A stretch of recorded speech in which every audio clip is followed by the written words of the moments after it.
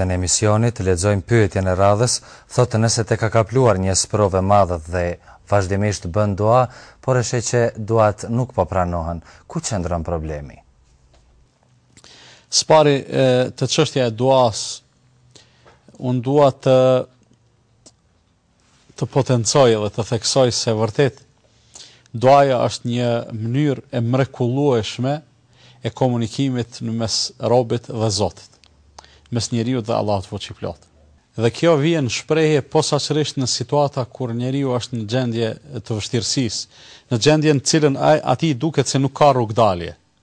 E atëherë funksionon lidhja në mes tij dhe Zotit, që vërtet ai detyrohet i drejtohet Allahut me sinqeritet të plot për t'i ofruar rrugdalje nga ajo situatë dhe zgjidhje të atij problemi.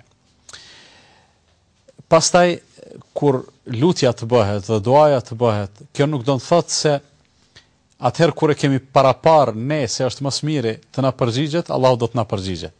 Nga se ekzistojnë detaje të cilat për neve mund të jenë të panjohura, e që për Allahun gjithsesi janë të njohura, që ai ta di se përgjigja e tij në lutjen tonë është më mirë më vonë se sa tani.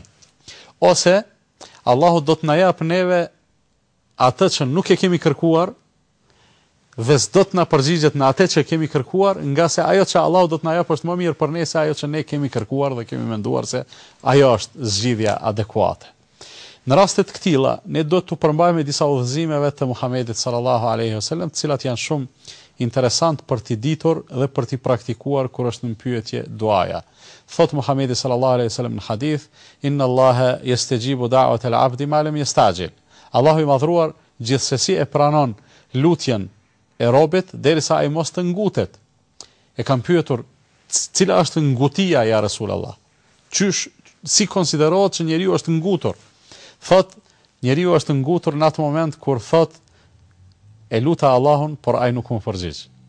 Do të thot, lutja jote do t'i vijë radha dhe do të jetë përgjigje atëherë kur ti ndoshta edhe nuk e pret, por është më smiri për ty, megjithatë ti nuk duhet të heqësh dorë, nga se në atë moment që thua e luta Allahun por nuk po përgjigj, është njëjtë sikurse të shtypësh cancel, ta anulosh lutjen tënde dhe të heqësh dorë prej saj, e një gjë e tillë në raport me Allahun asesi nuk është mirë.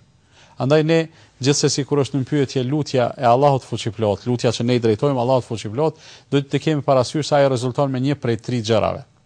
Ose Allahu përgjigjet në atë çka kemi kërkuar, ose Allahu e depoziton atë për një kohë kur do të na duhet më së tepërmi, ajo është bota tjetër, dita e gjykimit, ose Allahu në peshë të asaj lutjeje na e largon ndonjë fatkeqësi, na e shmang ndonjë fatkeqësi e cila sigurisht se për neve do të ishte më e rëndë se ajo e cila mund të na ketë kapluar edhe me të cilën ndoshta për momentin ballafaqohemi. Kësaj njeriu pavarësisht gjendjes së vet, mund të jetë ndoshta jo shumë korrekt me Allahun fuqiplot, mund të jetë jo shumë i përpikt në kryerjen e obligimeve fetare, mund të jetë kështu ose ashtu, do të thotë vren në veten e vet mangësi të ndryshme. Megjithatë, ai gjithnjë duhet të ushqej shpresë të madhe në mëshirën e Allahut fuqiplot. Dhe unë mendoj se çelësi i përgjigjes, çelësi i suksesit të lutjes edhe duas është në vetë neve. Me sa bindje e kemi lutur ne Allahun fuqiplot. Nëse arrin ndonjëri prej neve që ta bëj lutjen, ta bëj duan, duke qenë i bindur se Allahu gjithsesi do t'i përgjigjet, ai ka të garantuar se Allahu gjithsesi do t'i përgjigjet. Që do të thotë se çelësi i suksesit në këtë drejtim është tek vetë ne.